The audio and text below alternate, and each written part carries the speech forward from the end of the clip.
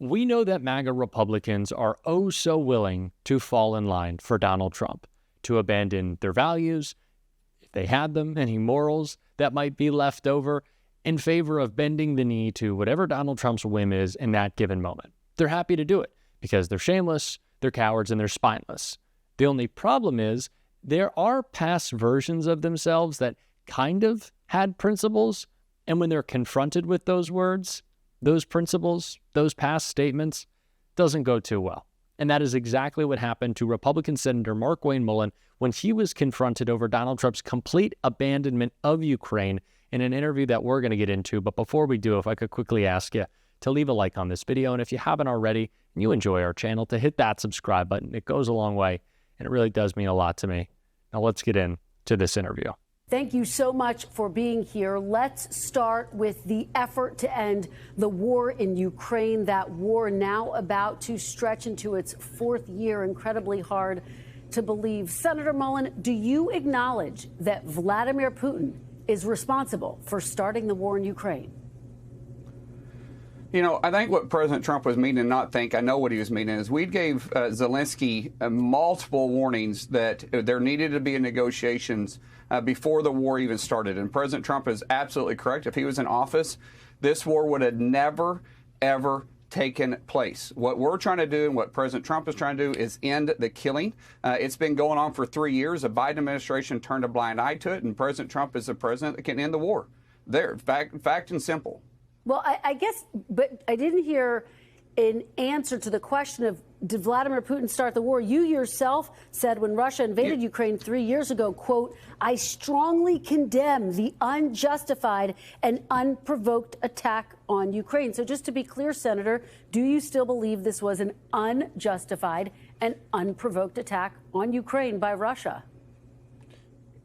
You know, what we believe is this war should have never taken place. And what we're trying to do here is put President Trump in a good position to negotiate the end of the war.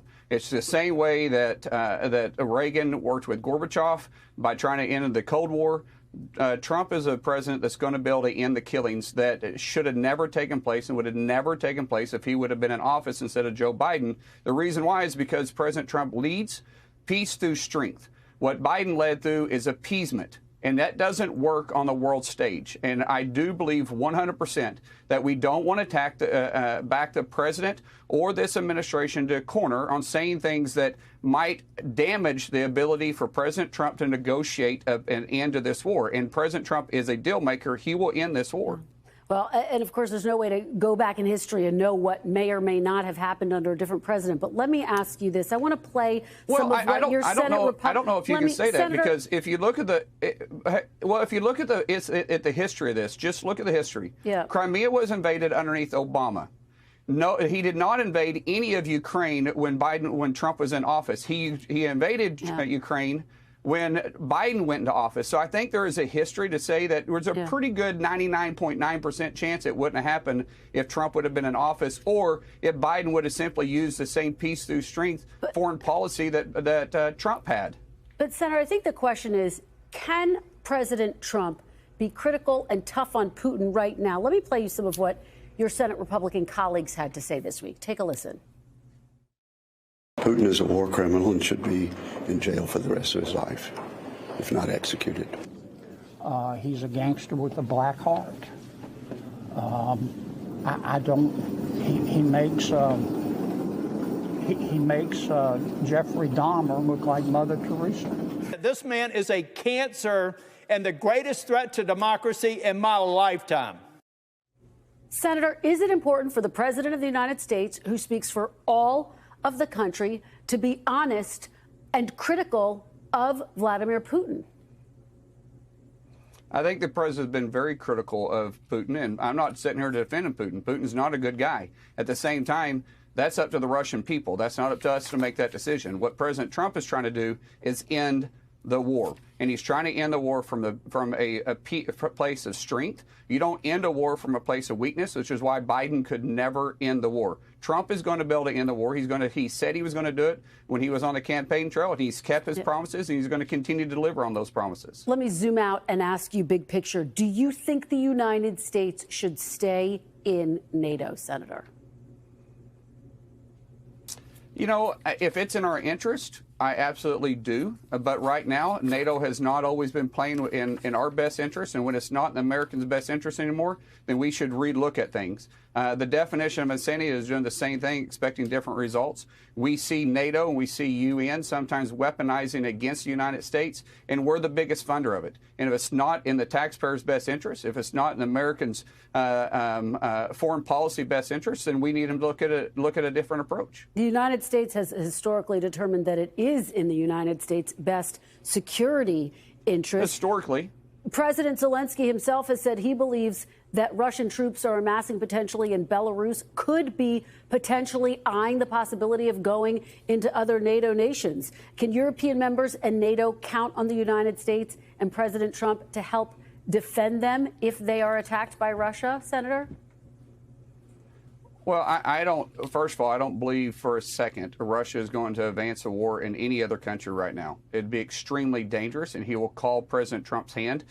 President Trump does not just simply say idle words. He delivers it. We saw what happened in Syria. Keep in mind, in Syria, he told Russia to stay out of it in 2017. They went ahead and helped Assad, and they delivered chemical weapons on their own people. What did President Trump do within 30 minutes?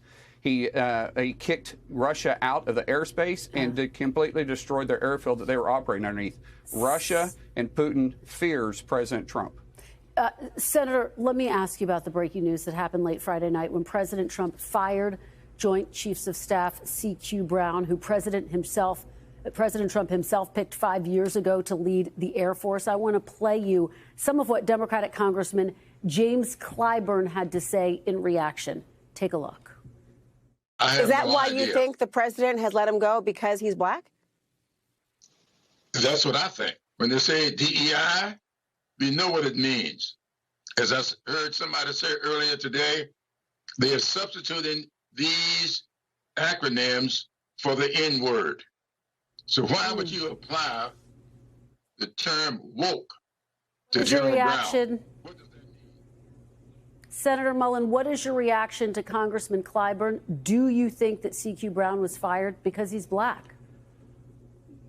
Unfortunately, Congressman Clyburn, he constantly pulls a race card out. This has nothing to do with this. We're a civilian force, and the president gets to choose his closest advisors, and the chairman of the Joint Chiefs of Staff is his closest advisors. Obviously, he said very positive things about General Brown, even when he was dismissing him. But the president has a right to pick people around him that he wants to, that he trusts. And at some point, he chose to go a different direction. This had absolutely zero to do with race. Keep in mind, the reason why he was on the promoted the first time was because President Trump did that in his last administration. So that it's dangerous every time the left wants to pull out the race card. It's dangerous and reckless and ridiculous.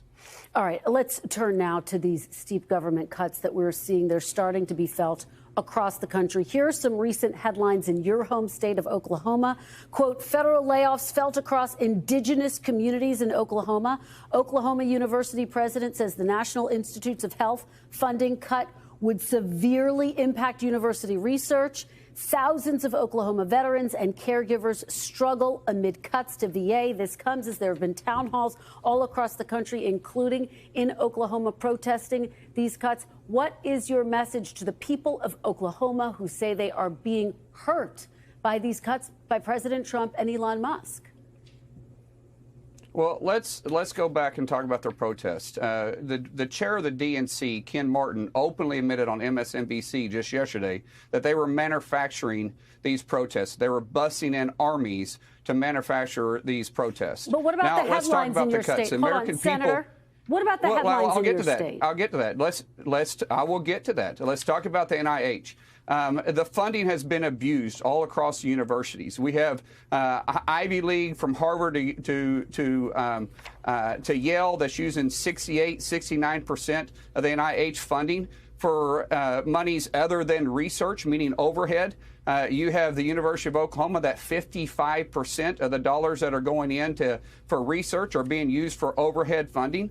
Those dollars should be around 15 to 25% tops to be used for overhead instead of NIH actual research and development. There has to be a reset. It has been abused. And what the president is saying is that number can be anywhere from 15 to 25%, but it should be a max. If you start looking at donors that donate to the universities, they immediately put in 15 to 25% tops on their donation can be used for that. So if you want to start talking about actual cuts, what Oklahomans want is to make sure that we get rid of the waste and fraud inside the federal government, and that's exactly what the president has done. They've already identified billions of dollars of waste and fraud for the taxpayers. But Senator, first of all, they haven't provided proof of fraud. But talk to the people in Oklahoma who've lost their jobs, who say they are hurting. They don't know how they're going to pay their mortgage. They don't know how they're going to make ends meet. Talk to those people. What's your message to them? They say enough of these cuts. Well, I would tell you that the majority of the American people want to make sure that their taxpayers are being used correctly. I don't want anybody to lose their job. That's the last thing we want. But at the same time, anytime you're trying to secure this country, which a national security risk we have right now is our national debt, we have to make changes, and we have to make it quickly. I want to say that it has been funny to try to see MAGA navigate their way around being confronted with what they know is right and what they know is wrong. It kind of reminds me, it's funny that this is kind of thinking back, but to the beginning of the Trump administration, what feels like 9 years ago, which is only 4 weeks ago. It's been so painful. But when the Republican senators mostly were asked about the January 6 pardons and the long list of cop beaters who came after them who were pardoned. And the response, as always, is, well, I haven't seen that. Oh, I didn't see it. I haven't checked that out yet. Knowing full well that they had, obviously, all the news was, and that they just couldn't respond because they knew it was so bad. And that's a lot of what I'm seeing from them now. Have you heard Donald Trump's comments praising Vladimir Putin, calling Zelensky a dictator? No, I haven't. I'm sure Mr. Trump was okay. It's just sad. These guys are spineless. It's embarrassing. They know what they're saying is wrong because they're being confronted with their own words. This was not 10 years ago when they were making these statements. It was 2 or 3. Nothing has changed fundamentally except for Donald Trump's feelings. That's it. And if that's all that guides you, you're in a cult, or you're just a coward, or a combination of both. Let's call it both for these MAGA Republicans. And we have to point that out and call that out. And we are certainly going to be doing so on the show every single day. And if you want to support that, as always, you can hit that subscribe button and leave a like on this video. And if you stuck around at the end, you can drop a blue heart in the comments. And until next time, I'll see you soon.